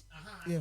Because of a friend say in meeting na see England that but so but you know the first time a Chelsea manager knew who Abramovich was after the Champions League final no she no who that but Chelsea the Champions League ain't no e dey na be here panyin wo krom one man sana team na performing question there. Chelsea as some yakon. Chelsea was CEO. Even the Abramovich. Okay. Ebuson of one CEO for Ebuson Drafts. I work from Hanum. Day to day management of Ebuson Drafts. So one the major man. Okay. At a point in time, man, when your crisis was technical bench one. Ruby had to take the team manager on for team Nunko. Sanko Chelsea and Kevin team manager in Chelsea. They would have appointed somebody quickly down to Mombra. Ruby, there is this sad thing. Sometimes we on Chelsea yet to me the media space. But you money everyone say what to me I can acquire. At a point in time, we saw that what cry in the first round now. Clubs be able to corner hotel accommodation or was in my clubs don't conquer that. It was one of the day I was out to him the club in Skenya into place and Bobona a pedestal been win. Ruby was the club on Koda my friend then. Secondary school or what can then pull? Dormitory. Our Hefa. Our Accra. Accra gets a catcher on authority. League boy. League boy first round. Oh, first. Do us walk a crowd to walk on your point was it Benino. There was some dire conditions be our boys now to know operate and then Fred was play be our offer with what kind of cause actual. And these guys they were complaining a lot. But then some of these things you know the media space had it.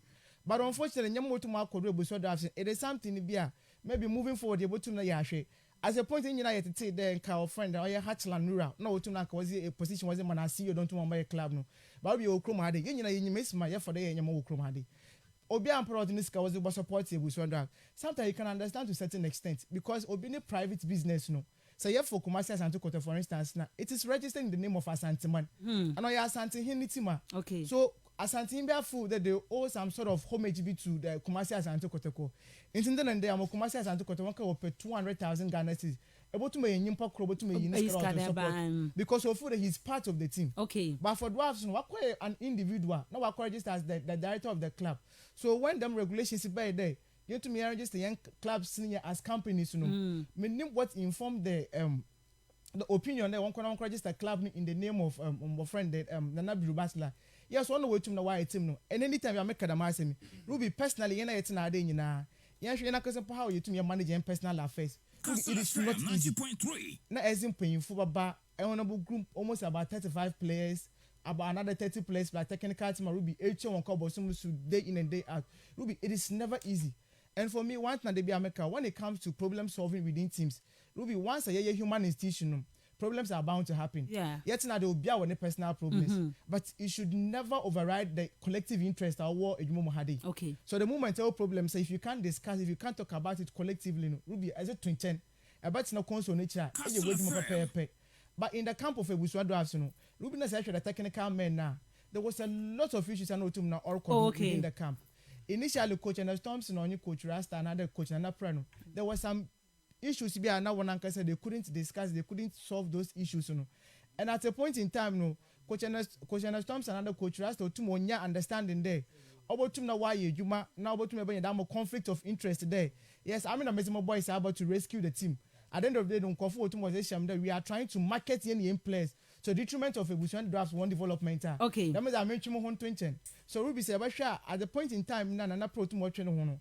About most of the players was one for Red Bulls in Nano. Majority now one chances of Otuma Bushman draft team will be Otuma dwindling. In Tabasha Ismail last season, numbers we all saw him. All of a sudden, now boy now dropping performance. The only player back this season Otuma Boka Sepanzime Bushman draft was Prince Podo. Okay. And it's at a point in time, Mr. Kuku has Otuma Fed Humano.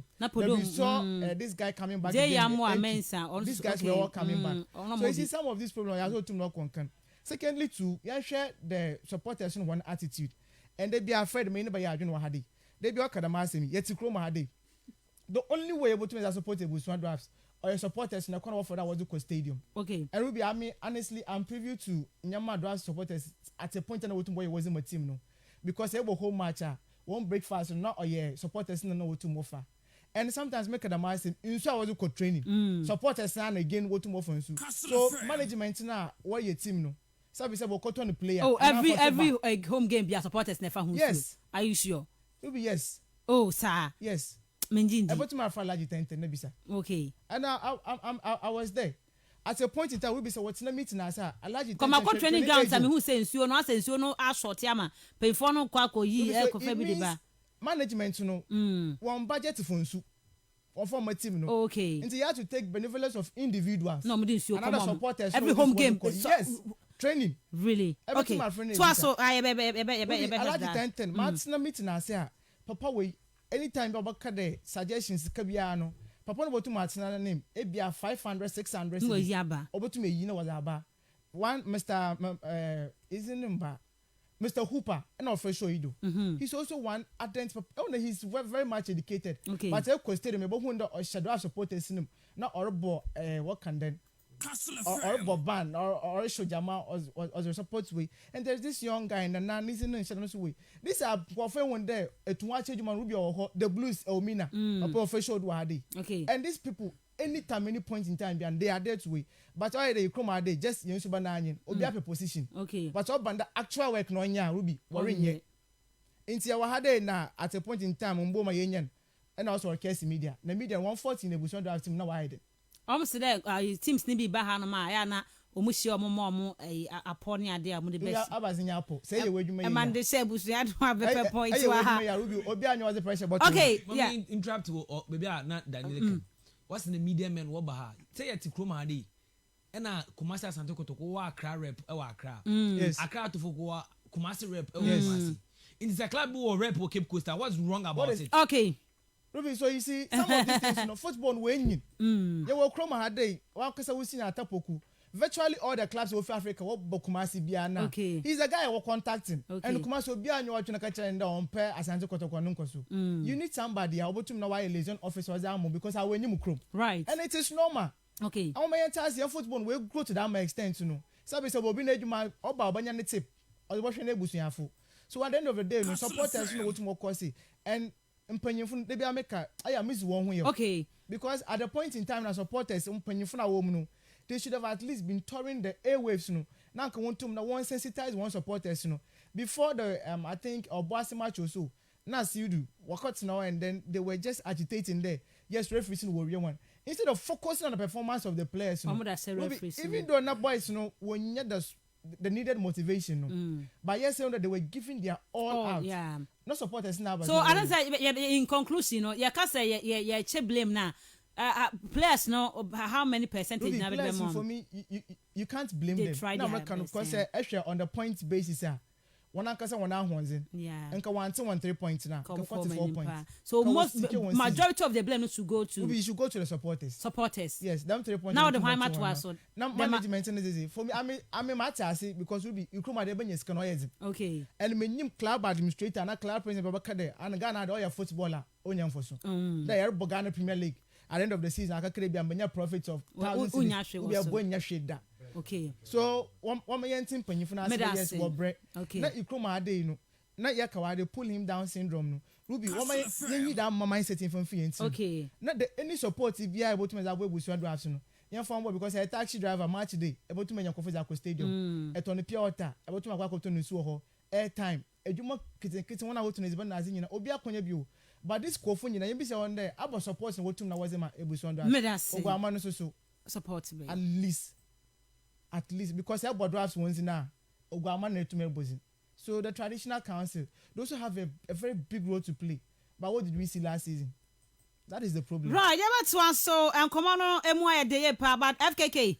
I Bramway na yamsha hoka krabi. Said ya did draft the never to so and neno. Ochina okaka cry besa ba beto aso and echina ye wo 3 solid hours from 6 a.m. to 9 a.m. to nebaba na ya ba be share hontino Castle 90.3 FM Methodist University College Ghana NFA High Sense Air Conditioner Super Pro Madama Ramai koroko enwa na ya ponsa kanse bebre waso oba ni nasi kasem no enwo den ono ana pemfo no se ono ana and compass kan family team ne but na oye bia emwa ntibefo na eso na sen kakan kakra kodoko amfa last season place egu kotoko bebrebe amfa interest few factors ochna now they are cannot to us where part 1 okay part 1 yeah part 1 and 2 na the tie I feel say kotoko issues na ensem bebre for me all start here we saw a lot of changes in their team.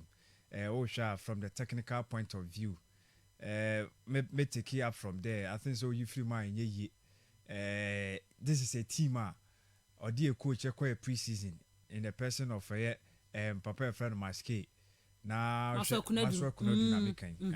now Maske by. I started last season. Okay.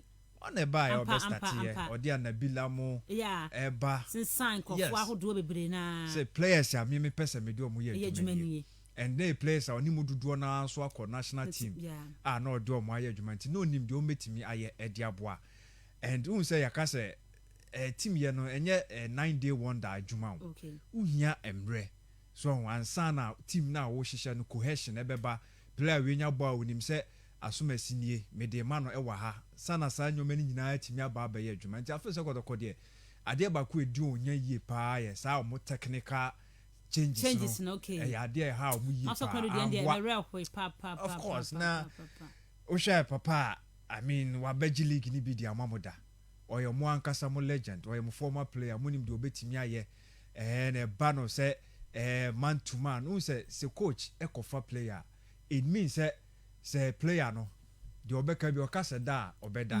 sorry a obe sorry yewe mamia player ni beku no ho aye ediama no nti wo hwe sa nyoma na honom de kotoko had it wrong and na can say no here time edia because na baby na kotoko free ba no no mo so board draw do enye draw no kwase ma o de hwe bia na kotoko free ba no say Africa Confederations Cup am ko boy mo hwa so am Champions League now na Confederation Cup na mko Confederation so mo ati so mo free on Champions League number Confederation Cup and no sure with as a career scenario no we all know say team na be depleted and a lot of players so every mo ekoi omo ko free eko omo so omo contract ko e bibia ho enso so eja ho kwantina team na ankasa no ready ababe 10 akọ na 10 ababe shem and no expect say sa term ni be shem from the word go no mo ahase chi obi a hye no 1 million ni 2 million na dem into be hwe ahwe kotoko de we are no mo struggle so be share go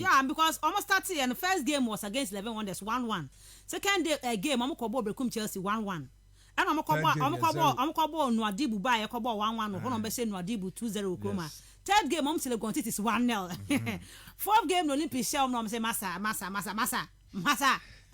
okwose dream steps in po 1 we answer no mo pam no I think say no ya there for me fair on the first na how because team bia hia say omo tears especially new coach aba obehia time no say oba ya nso anche bia na season no sha ase na yeko and omo anyamre ambo lot of friendly games because of COVID mu ye free mu ayeba ye try to be put two things together na your team ye football no I kick start it amayabo games no egiakọ and on the omo so first factor na technical handlers omo change you omo sa no okay because it come with a player because ono buy no okofa ni players a opeso do omo nti sami no ukambuma technical and then playing body ade wonya yi even though they brought on some quality players but I still say time factor no any ade na any one side etimi kodi wonya and emu ona ye kona no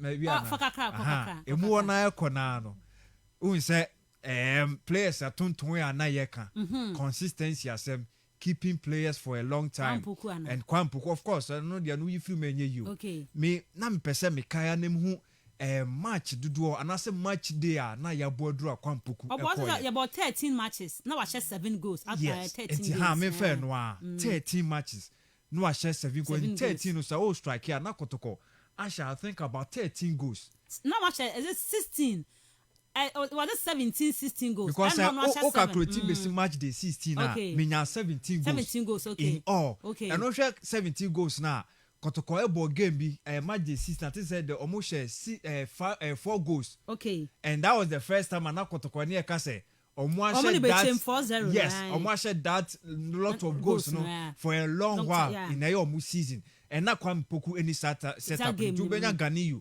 Fabio Gama Vicious Michael mo so mo share any Andy Kumi mo share sa goals no edema kotoko nti say we sa 4 no kura fi sa 17 ma na aka 13 so I feel say 13 now you ono no 7 free ma yes say ono no involving no ho e was 7 goals na 6 kwan ba mu a goals no kwa keke no kotoko uti 6 free ma na 7 uti 7 na 6 nti that factor any power fruit team ma kotoko 13 games bia now share that number of games no Yes. and for more Come call my name. no more call him fa Right. nti Yeah, but two factors. This one, the sale of Kwame Poku and have coach Masokuna do Yamana time, and it's Masokuna make a crack gazelle ne with Johnson Smith make a crab barretta benemno, and also I idea FKK Amwa. Watch now, or the other factors never to watch now fee yet to me acquainted. But my dear, stay tuned. Watch now, about to see a pioneer concluding on Air Kodoko, and so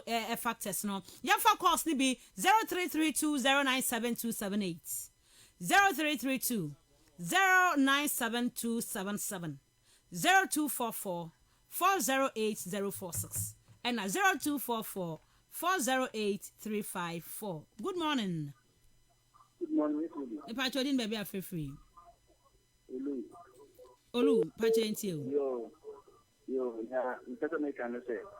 And now, upon some what I can you now. Let me tell you what to call them.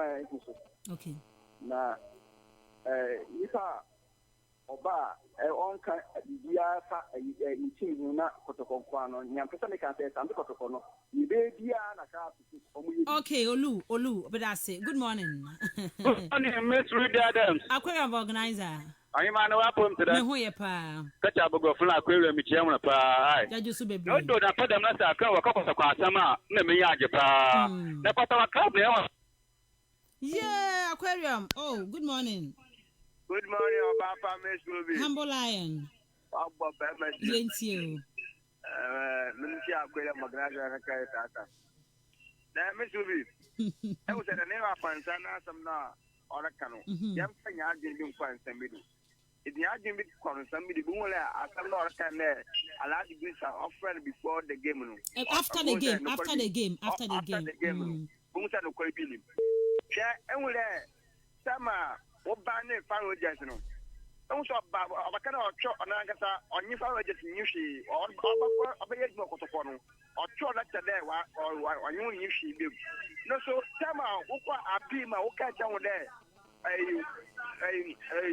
Management and wages order. And they shop Wabakan there. Now, need to find wages when you to be or two. Also, I'm going to church the Muchran. I'm going to church the Muchran. I will have you all kind of team. I would have bet with the best in the band, no kind of management. I do a man or one can it more. I do a wild design. It's more. I can add good friend or you. I am your friend before the game. Medasi Bebre, good morning. Good morning, Patrodin baby, I feel free. Me who you pa. First, our camper come to Finland. Patient.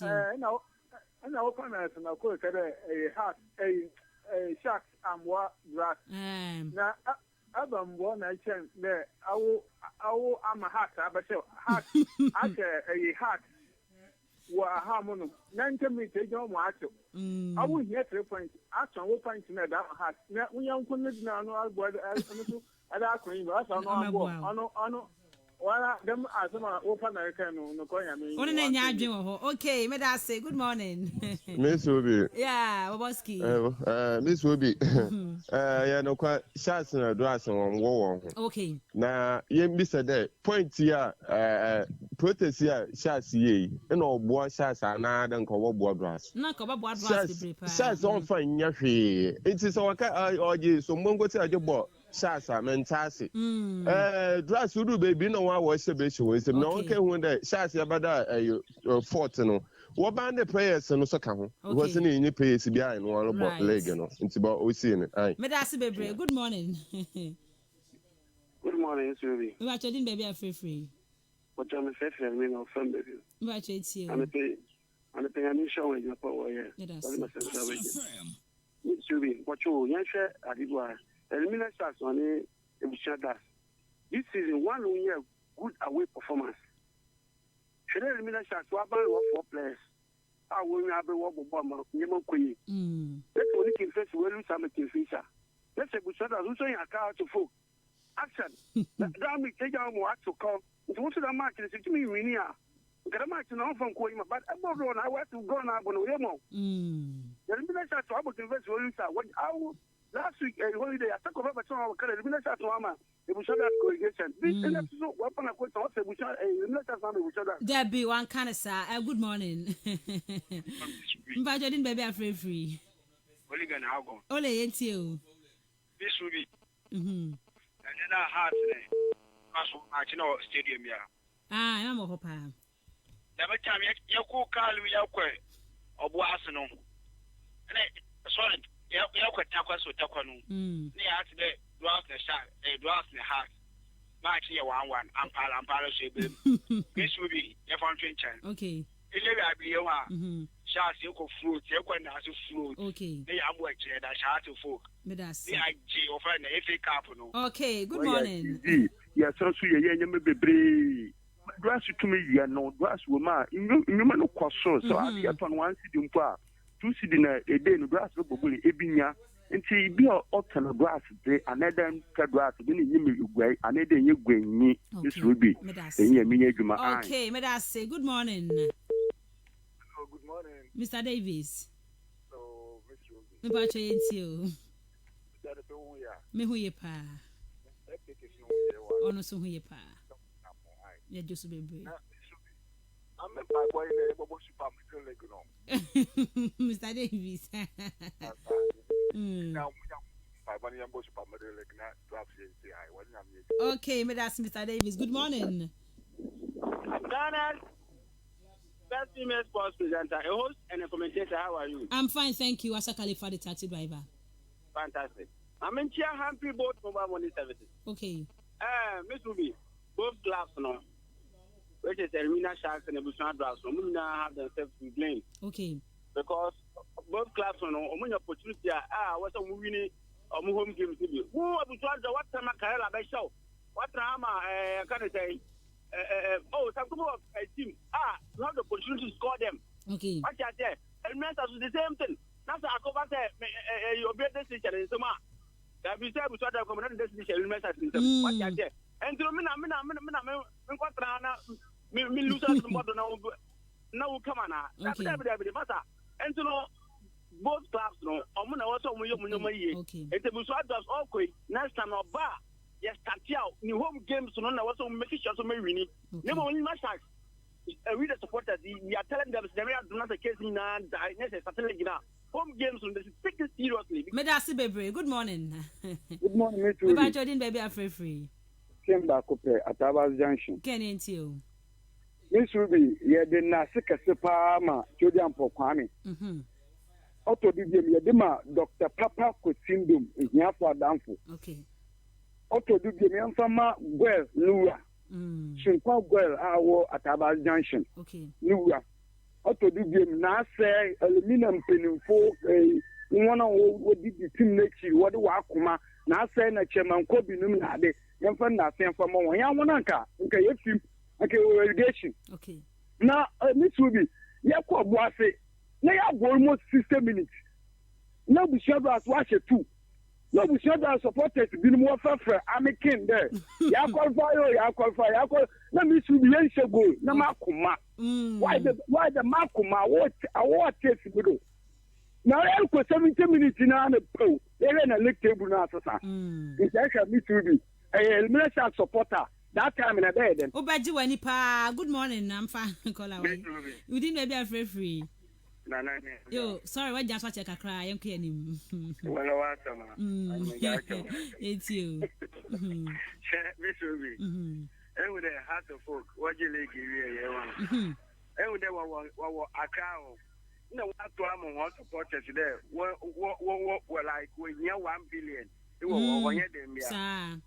Only seriousness at team management, supporters, organizers, and one Obiaro our position with team. What about meeting with Sadras? Okay. Sadras no league in Nanka. Supporters no friend, supporters chairman. About other out back there. On here, no friend 5 million. In case I could be oh, be a moje dan ko mbenya. Me so be man give me team because when okay. Yay.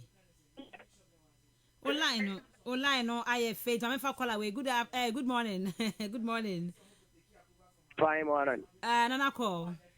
Madam Miss Rubin, I'm in Srop Papa. Yenti. Mtia FKK. Yan coupon.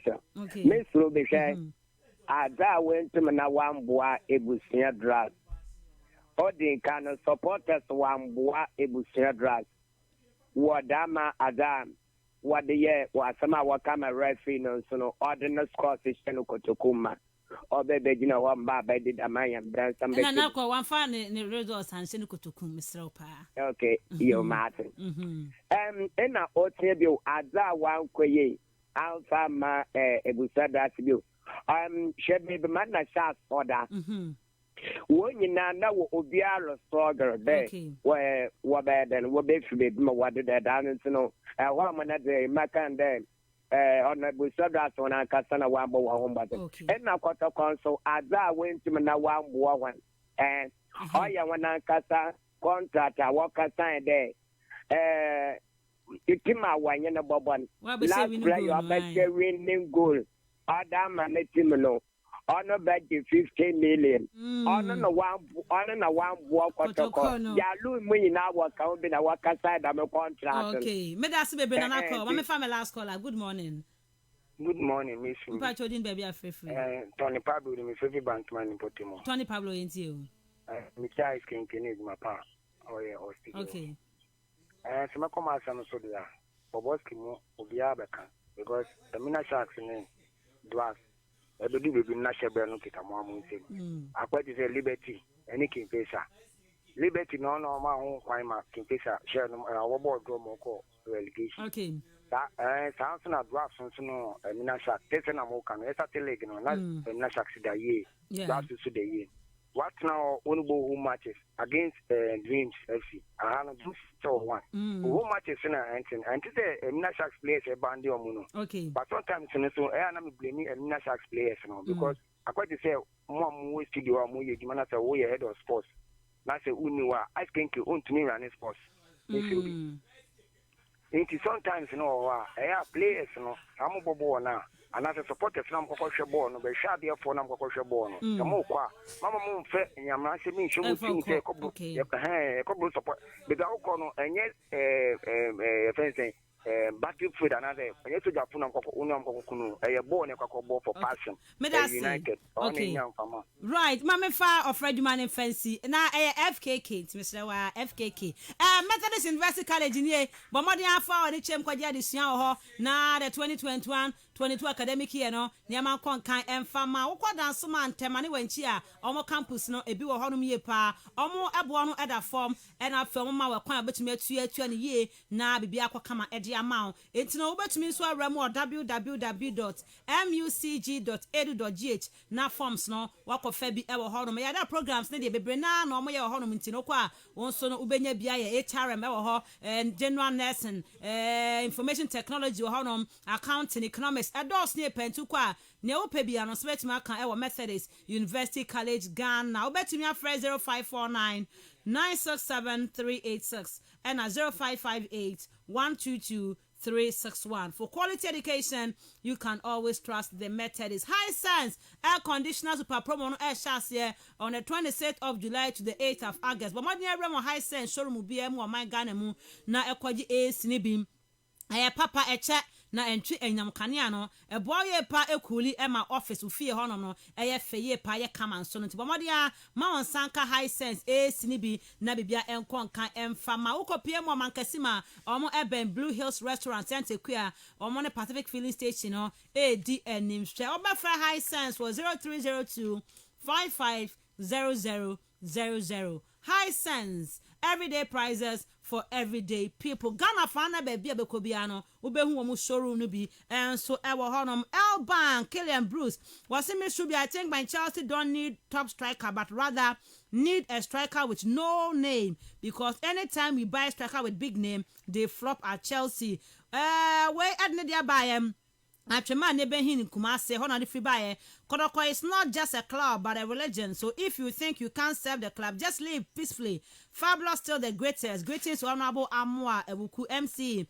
Ofaya Chimanwa Biaja North. Oyibo Boatin de Baye. Now when so I say we the Barca fans are really excited for signing the pay on free agent. His style of play will have a massive air reinforcement in our third half. And the other Baye. Paul Enyan, good morning, Miss Rubby. Good job. Keep it up, please. More far. And Emmanuel Kwame Ifa was he doing a great job, Miss Rubby. Keep it up. Yadi see a best share we are doing enough for the Kacheniano. Yadi Abba. But Dan, 1 second, dear call. Ruby, your corner, I think we should have some disease.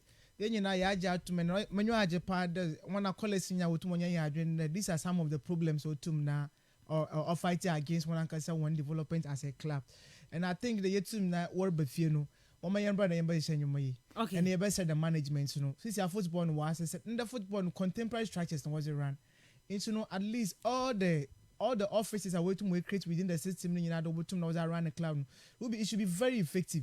For me, especially one part, you know, that is the communication director. No, he should be up and doing. Okay. It seems that you're just 1 or 2 stations or tomorrow you want casa. Okay. And also tomorrow available for all. Okay. Now you can you have the draft secretary to how many times we to my if you put on your consultation. Okay. So at least you mentioning your Ruby. Medasi bebre nab. Yeah, Ruby we win a college be now watch money. Yeah, Bianca there. Yeah, Bianca there. Oh, for that game against Ken Fight, and they attend send Cadrops shots we need that game now. Oh no, yeah, Anka and Anka. Cadrops a train house game nimpon and call their share. How far? Them case no one me suggestion there. And the same fans no one you the way to. So I think that's the good thing. And no one soon can who are my shots for who watch them that situation. Exactly. Because some come say and come back bomb na come sa board was exactly. So I think that's the one so they about on your door. Okay, young found see. You better share we are doing 12 to 1 after part 2 no. Area 12 so meeting at the Miss Ruby Adams Nabok FKK and a Dan Omunina what your monka e wo dwumadi so kan wa dwen me ho nti dwumadi no 12 so e de amount. Kaisa ochna 6 p.m. and I had to folk any shots FA Cup quarter final game no e betimi atodwa. Ye de wasi bye bye. Opia Isis AC, Tresse, and will gold plated things. Yet the copper pipes, Papa Binaye, Gasia, and for how Biam Rodas and Ibia, and the goom. And yet the day, Tanso of 4-in-1 filter system. 80 from a free mubano. Aya Croji. AC, yet the horsepower netto. Isis Cassa a 2.5, a 2.5. Kululu Pianim. Yet the PMO, a high sense AC super promo. That's in the year 20.